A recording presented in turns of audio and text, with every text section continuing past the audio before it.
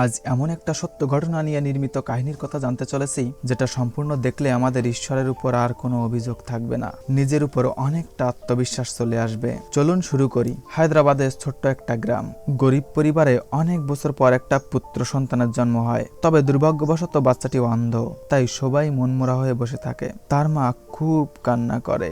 এদিকে আত্মীয় স্বজনরা বলে, একে রেখে কি করবি, সারা জীবন তো ছেলেটার ভিক্ষা করেই খেতে হবে। আর এই নিষ্ঠুর দুনিয়া তাকে ময়লা আবর্জনা ছাড়া কিছুই ভাববে না। এই সন্তানের মায়া ত্যাগ করতেই হবে তোদের। কথা মতো পরের দিন তার বাবা বুকে পাথর চাপা দিয়ে ছেলেটিকে মাঠে কবর দিতে যায়। তখন তার মা দৌড়ে চলে আসে, বলে দয়া করে এটা করো না।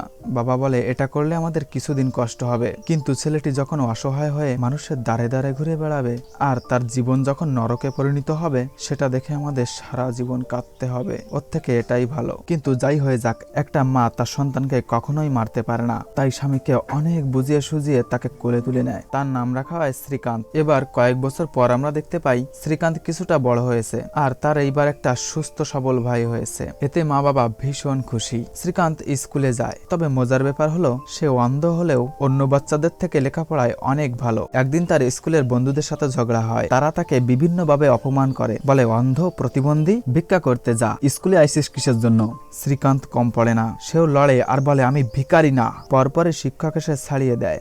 বাড়ি যাওয়ার সময় বাবা বলে, মারামারি করার কি দরকার, পালিয়ে যাসনি কেন? শ্রীকান্ত বলে, কোথায় পালাতাম বাবা, যেখানেই যেতাম ওরা আমাকে ধরেই ফেলতো। আমি অন্ধ, পালাতে পারি না, শুধু লড়াই করতে পারি আর সব সময় করেই যাব। ছেলেটি অন্ধ হলেও ক্লাসে প্রথম হয় আর যে কোনো বিষয় অন্য বাচ্চাদের থেকে খুব শীঘ্রই বুঝে যায়। তবে এই গ্রামে তেমন কোনো সুযোগ সুবিধা নেই যেখানে শ্রীকান্তের ট্যালেন্ট বাড়াতে পারবে। তাই গ্রামের একটা শিক্ষকের কথা শুনে তার বাবা তাকে ভর্তি করিয়ে দেয় শহরের একটা প্রতিবন্ধী স্কুলে। অন্ধ শ্রীকান্ত এসে এখানে দেবিকা ম্যাডামের সাথে পরিচিত হয়। দেবিকা স্কুলের ম্যাডাম হলেও শ্রীকান্তকে সে নিজের ছেলের মতোই দেখে। তিনি শ্রীকান্তকে জীবনে মাথা উঁচু করে বাঁচার প্রত্যেকটা অধ্যায় শিখায়। ছেলেটি আস্তে আস্তে বড় হয়ে যায় আর এখানেও শ্রীকান্ত অন্য বাচ্চাদের তুলনায় অনেকটা ট্যালেন্টেড। পড়ালেখা থেকে শুরু করে খেলাধুলায়ও সে সবসময় প্রথম থাকে। এমনকি বিভিন্ন মেশিনের শব্দ শুনে তার সমস্যা ধরে ফেলে। একদিন স্কুলে উপর থেকে ভিজিটিং এ আসে। যেহেতু স্কুলের টপার শ্রীকান্ত, তাই তাকে ডাকা হয় ছাত্রদের উদ্দেশ্যে কিছু বলার জন্য। কিন্তু সে স্কুলের ভান্ডা খুলে দেয়, বলে আপনারা স্কুলের জন্য যে টাকা দেন তার অর্ধেক আমাদের পিছনে খরচ করা হয়, বাকিটা স্টাফ রাখে যান। প্রতিদিন রান্নাঘর থেকে চিকেনের গন্ধ পাই, কিন্তু আমাদের খেতে দেওয়া হয় সাধারণ সবজি। এই চিকেন গুলো যায় কোথায়? শ্রীকান্ত এত বড় একটা কাণ্ড ঘটালো, তাই বিকালে তাকে স্কুল থেকে ঘাড় ধাক্কা দিয়ে বার করে দেয়। ছেলেটি কখনোই ভাবতে পারেনি তাকে এমন ভাবে বার করে দেওয়া হবে। তখন সেখানে দেবিকা ম্যাডামও ছিল না, বুঝতে পারছিল না সে কোথায় যাবে এত বড় শহরে। সন্ধ্যার দিকে হাঁটতে হাঁটতে রাস্তার মাঝখানে চলে আসে। অনেকে তাকে ভিখারি ভেবে ভিক্ষাও দেয়। দিশেহারা হয়ে যায় শ্রীকান্ত। অন্ধ মানুষ কিছুই বুঝতে পারছে না সে কোন দিক যাবে। অনেক কষ্টে এক জায়গায় বসে পড়ে। এদিকে দীপিকা ম্যাডাম খোঁজে খোঁজে তার কাছে চলে আসে। শ্রীকান্ত কাঁদতে কাঁদতে বলে, আমি ভিক্ষা করতে চাই না ম্যাডাম। এটা শুনে ম্যাডামও খুব কষ্ট পায়। তাই এখন থেকে শ্রীকান্তের পুরা দায়িত্ব ম্যাডাম নেন। একটা টেপ রেকর্ডারে শ্রীকান্তের সিলেবাস অনুযায়ী পড়া রেকর্ড করে রেখে যায় আর শ্রীকান্ত সেটা সারাদিন শুনে শুনে অধ্যয়ন করে। দেখতে দেখতে পরীক্ষা শুরু হয়ে যায়। ফলাফল জানালে এখানেও শ্রীকান্ত 96% মার্ক পেয়ে টপার হয়। এবার সে সায়েন্স নিয়ে পড়বে, কিন্তু সমস্যা হলো অন্ধদের জন্য ভারতে সায়েন্স নিয়ে পড়া নিষিদ্ধ। তাই ম্যাডাম তাকে আর্টস নিতে বলে, কিন্তু শ্রীকান্ত বলে আমি পড়লে সায়েন্সই পড়বো। যেহেতু কোনো কলেজ তাকে সায়েন্সে ভর্তি নেবে না, তাই ম্যাডামকে নিয়ে ভারতের শিক্ষা বোর্ডের উপর কেস করে দেয়, যাতে অন্ধ ট্যালেন্টেড বাচ্চাদের সায়েন্স পড়তে দেওয়া হয়। কোর্টে প্রথম দিনে শ্রীকান্ত তার ট্যালেন্ট আর কৌশলের মাধ্যমে সবাইকে চুপ করিয়ে দেয়। পরবর্তী তারিখে ওই কলেজের প্রিন্সিপালকে কোর্টে ডাকা হয়। প্রিন্সিপাল শ্রীকান্তকে একটা 11 ক্লাসের বই দিয়ে বলে, এটা পড়ো, কিন্তু অন্ধদের বই আলাদা, সেটা শুয়ে শুয়ে পড়তে হয়। সে এই সাধারণ বই পড়তে পারে না। তাই প্রিন্সিপাল বলে, সায়েন্স অনেক কঠিন সাবজেক্ট, প্রত্যেক কলেজে সায়েন্স পড়ানোর একটা সিস্টেম আছে, একজনের জন্য এই সিস্টেম পাল্টানো যায় না। তখন শ্রীকান্ত নিজের একটা বই প্রিন্সিপালকে দিয়ে বলে, আপনি এটা পড়ুন তো, আর যদি এই আদালতে অন্য কেউ এটা পড়তে পারে তো সামনে আসেন। কিন্তু কেউ কোনো সাড়া দেয় না। তখন শ্রীকান্ত বলে, একবার কল্পনা করুন তো, এই সিস্টেম যদি আমরা বানাতাম তাহলে আপনাদের কি হতো।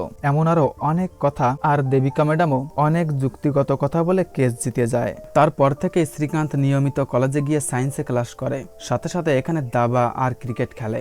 ধীরে ধীরে পরীক্ষার সময় চলে আসে। এবারও শ্রীকান্ত কলেজের টপার হয়। তবে সমস্যা হলো ইন্ডিয়ার নামকরা বড় বড় কলেজে দৃষ্টি প্রতিবন্ধীদের জন্য কোনো সিট নেই। তবে বারবার কোর্টে গিয়ে কোনো লাভ হবে না, তাই সে নর্মাল স্মল কলেজে পড়াশোনা করে আর সাথে সাথে ইন্ডিয়ার দৃষ্টি প্রতিবন্ধীর ক্রিকেট দলে নিয়মিত প্র্যাকটিস করে। কিছুদিন পর শ্রীকান্ত একটা প্রোগ্রামে যায় যেখানে ট্যালেন্টেড ছাত্রছাত্রীদের নিয়ে এপিজে আব্দুল কালাম মিটিং করছে। তিনি বলেন, তোমরা বড় হয়ে কে কি হতে চাও? কেউ ডাক্তার বলে, কেউ ইঞ্জিনিয়ার, কেউ বা শিক্ষক ইত্যাদি। শ্রীকান্ত বলে, আমি দেশের প্রথম দৃষ্টি প্রতিবন্ধী মন্ত্রী হতে চাই। এটা শুনে এপিজে স্যারের খুব ভালো লাগে। তিনি শ্রীকান্তের ভিতর লুকিয়ে থাকা প্রতিভা দেখতে পান আর তাকে উৎসাহিত করেন।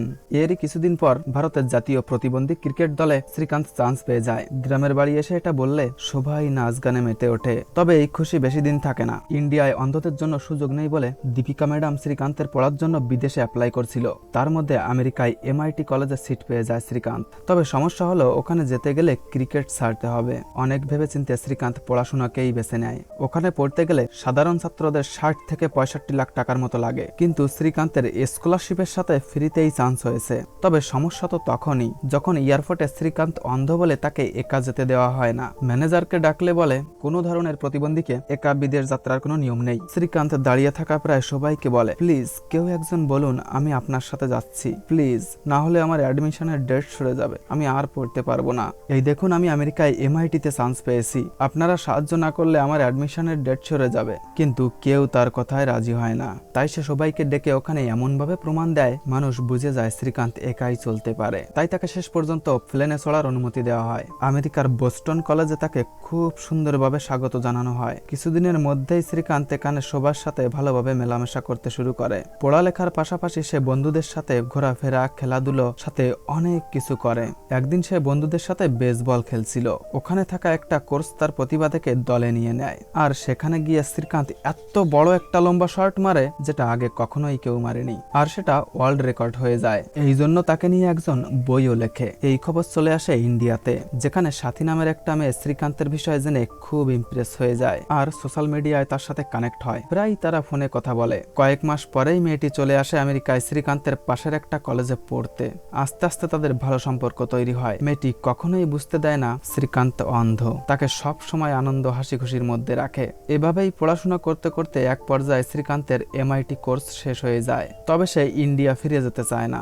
দেবিকা ম্যাডাম কল করলে বলে, আমি ইন্ডিয়ায় ফিরে যাব না। ওখানে আমার মতন অন্ধদের মানুষ ময়লা আবর্জনা ছাড়া কিছুই ভাবে না। আমি এখানে একটা ভালো চাকরি করে তোমাকেও নিয়ে আসবো ম্যাডাম। এই কথা সাথীকে বললে সে বলে, তোমার ইন্ডিয়ায় ফিরে যাওয়া উচিত। তুমি এখানে থাকলে নিজে হয়তো ভালো থাকতে পারবে, কিন্তু কারো জীবন পাল্টাতে পারবে না। ভারতে তোমার মতো অনেক লোক আছে, ওরা তোমার সম্পর্কে জেনে অনুপ্রাণিত হবে, আর একমাত্র তুমিই পারবে ওদের জীবন পাল্টাতে।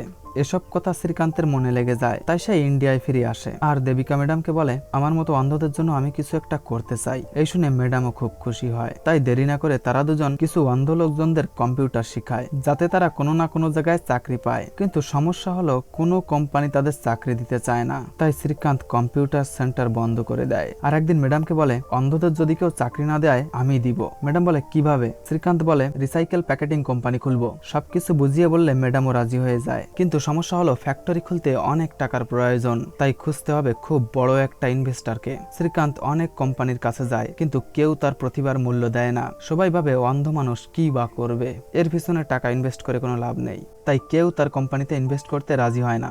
এক পর্যায়ে নিরাশ হয়ে শ্রীকান্ত চলে আসে এপিজে আব্দুল কালাম স্যারের কাছে। সবকিছু স্যারকে খুলে বললে তার খুব ভালো লাগে, কারণ এতে দেশের অনেক প্রতিবন্ধীদের কর্মসংস্থান হবে। স্যারের বেতন অনুযায়ী তাকে 25 লক্ষ টাকা দেয়, কিন্তু কোম্পানি খোলার জন্য কোটি টাকার প্রয়োজন। তাই সে আরো অনেকের কাছে যায়, কিন্তু সবাই তাকে ফিরিয়ে দেয়। এই করতে করতে একদিন রবি নামের একটা বিজনেসম্যানের কাছে যায়। তাকে সবকিছু খুলে বললে সে শ্রীকান্তের কোম্পানির জন্য ইনভেস্ট করতে রাজি হয়ে যায়। তারপর তারা দুজন মিলে বোল্ট নামের একটা কোম্পানি খোলে। উদ্বোধনের দিন সবাই খুব আনন্দ উল্লাস করে। এখানে তারা বিভিন্ন জায়গা থেকে ফেলে দেওয়া জিনিসপত্র কিনে প্যাকেটিং পেপার তৈরি করে। কোম্পানিতে বেশিরভাগ প্রতিবন্ধীদের চাকরি দেওয়া হয়। আস্তে আস্তে শ্রীকান্তের বোল্ট কোম্পানি খুব লাভবান হতে থাকে। এতে ইনভেস্টর রবিরও খুব ভালো লাগে। যেমন করে বোল্ট কোম্পানি বড় হচ্ছিল, সাংবাদিকরা সবাই রবির প্রশংসা করছিল, কিন্তু এতে শ্রীকান্তের মনে মনে খারাপ লাগে। সেভাবে টাকা রবির হতে পারে, কিন্তু আইডিয়া তো আমার ছিল। যাই হোক, একদিন শ্রীকান্ত রবির বাসায় যায় আর সেখানে টিভিতে শুনে মুকেশ আম্বানিকে বাণিজ্যিক অ্যাওয়ার্ড দেওয়া হচ্ছে। এটা শুনে শ্রীকান্ত মনে মনে ভেবে নেয় সেও একদিন বাণিজ্যিক অ্যাওয়ার্ড পাবে। রবিকে এটা বললে রবি হেসে উড়িয়ে দেয়, কারণ তাদের মতো নতুন কোম্পানি অ্যাওয়ার্ড পাওয়া তো দূরে থাক, স্বপ্ন দেখাও যেন পাপ। কিন্তু শ্রীকান্ত জেদ করে সে একদিন না একদিন অ্যাওয়ার্ড পাবেই। তাই কিছুদিনের মধ্যেই দ্বিতীয় কোম্পানি খোলার পরিকল্পনা করে। একটা কোম্পানি 6 কোটি টাকা দিয়ে কেনে। তবে অত টাকা একসাথে না থাকায় মালিকের সাথে চুক্তি করে তারা 8 মাসের মধ্যে একটু একটু করে পরিশোধ করে দেবে। এই কোম্পানিতেও আস্তে আস্তে অনেক সুনাম অর্জন করতে থাকে। কিন্তু সমস্যা হলো এতে করে শ্রীকান্তের ব্যবহার কেমন যেন পাল্টে যায়। সে অহংকারী হয়ে ওঠে, কাউকে তেমন গুরুত্বই দেয় না। এমনকি দীপিকা ম্যাডাম পার্টনার রবির সাথেও খারাপ আচরণ করতে শুরু করে। সে অ্যাওয়ার্ডের স্বপ্ন দেখে আর ভাবে সবাই তার প্রশংসা করুক, অন্য কারো নয়। এই স্বপ্ন পূরণ করতে সে পলিটিক্সে নাম লেখায়। দেবিকা ম্যাডাম, রবি সবাই তাকে মানা করে রাজনীতিতে যেতে, কারণ তারা খুব ভালো করেই জানে রাজনীতি কি জিনিস। শ্রীকান্ত কারো কথা শোনে না। এমনকি দীপিকা ম্যাডামকে বলে, আমার এখন ভালো মন্দ বোঝার ক্ষমতা আছে, আমাকে কি করতে হবে না হবে সেটা আমি খুব ভালো করেই জানি। শ্রীকান্তের মুখে এমন কথা শুনে দীপিকা ম্যাডাম খুব কষ্ট পায়। কিন্তু শ্রীকান্তের এখন কারো কথায় কিছু যায় আসে না। সে চলে যায় পার্টি অফিসে। এভাবে যাওয়া আসা করতে করতে একদিন বুঝতে পারে তাকে ইলেকশনে নেওয়া হয়েছে ট্যালেন্টের জন্য নয়, বরং তার দৃষ্টিহীনতার সহানুভূতি নিয়ে পার্টি ভোটে জয়ী হতে চায়। আর শ্রীকান্তের পোস্টার দেখে সবাই হাসাহাসি করে। সেই মুহূর্তে শ্রীকান্তের তাদের কথা মনে পড়ে যায় যারা তাকে এই পর্যন্ত পৌঁছাতে সাহায্য করেছে। প্রত্যেকটি বিপদ থেকে কেমন করে তারা রক্ষা করেছেন আর সুখ দুঃখের সময় সাথেই আছে। তাই শ্রীকান্ত সাথে সাথে রিজাইন দিয়ে চলে আসে আর দীপিকা ম্যাডামের কাছে এসে বাচ্চাদের মতো কান্না করতে থাকে। রবির কাছে গিয়েও সরি বলে। রবি সবকিছু ভুলে গিয়ে তাকে বুকে টেনে নেয়। সবকিছু আবার খুব সুন্দরভাবেই চলতে থাকে। এরই মধ্যে হঠাৎ একদিন পেপারে শ্রীকান্তের কোম্পানির অ্যাওয়ার্ডের জন্য নমিনেশন হয়েছে এই খবর ছাপানো হয়। এতে সবাই খুব খুশি হয়। কয়েকদিন পর দিল্লিতে অ্যাওয়ার্ড ফাংশনে শ্রীকান্তের হাতে স্পেশাল ক্যাটাগরিতে অ্যাওয়ার্ড তুলে দেওয়া হয় আর তাকে কিছু মূল্যবান কথা বলার জন্য অনুরোধ করে। তিনি বলেন, ছোটবেলায় লোকজন আমার মা বাবাকে আমাকে মেরে ফেলতে বলছিল। যদি বাবা তাদের কথা শুনতো তাহলে আপনাদের কাছে আমি পৌঁছাতেই পারতাম না। এদিকে দীপিকা ম্যাডাম, তিনি শুধু আমাকে পথ চলা শেখাননি, উড়তে শিখিয়েছেন সোজা আমেরিকার MIT পর্যন্ত। আমার বড় ভাইয়ের মতো রবি, সবাই যখন আমাকে ময়লা আবর্জনা বলে রিজেক্ট করে, রবি ভাই আমার উপর ভরসা করছিল। তিনি ইনভেস্ট না করলে আমার স্বপ্ন হয়তো স্বপ্নই থেকে যেত। ধন্যবাদ রবি ভাই। শ্রীকান্ত তার গার্লফ্রেন্ডের প্রশংসাও করে। পরপরই তার সকল শুভাকাঙ্ক্ষীদের ধন্যবাদ জানায়। তবে শ্রীকান্ত এও বলে, প্রতিবন্ধী কোটার অ্যাওয়ার্ড আমি নিতে পারবো না। আমরা অন্ধ, তাতে কি? সমাজে আমাদের সবকিছুর অধিকার দিলে একদিন প্রমাণ করে দেব আমরাও কারো থেকে কম নয়। সবাই তার কথা শুনে হাততালি দেয় আর সাথে সাথেই আমাদের গল্প এখানেই শেষ হয়ে যায়। বন্ধুরা, এই গল্প থেকে আমাদের অনেক কিছুই শেখার আছে। ইচ্ছা শক্তি থাকলে কোনো বাধা বিপত্তি আমাদের থামাতে পারবে না। কখনোই হাল ছাড়া উচিত নয়। লক্ষ্য ঠিক রেখে ধৈর্য ধরে কাজ করলে সফলতা একদিন আসবেই। তাই আর কথা না বাড়িয়ে সকলের সুস্থতা কামনা করে আজকের মতো বিদায় নিচ্ছি। দেখা হবে পরের ভিডিওতে।